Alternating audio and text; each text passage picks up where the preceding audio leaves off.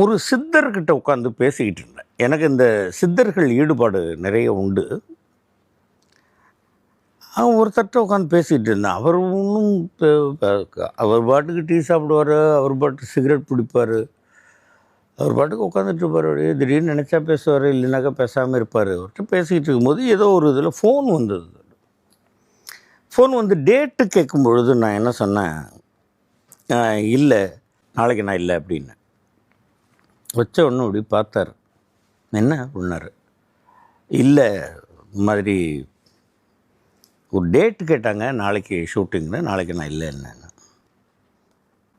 நாளைக்கு அவங்கக்கிட்ட போய் ஒர்க் பண்ணுறதுக்கு உனக்கு டேட் இல்லையா, இல்லை நாளைக்கு நான் இல்லை அப்படின்னாக்க நீயே இல்லையா அப்படின்னு ஒன்று எனக்கு பெரிய ஷாக்காக இருந்தது.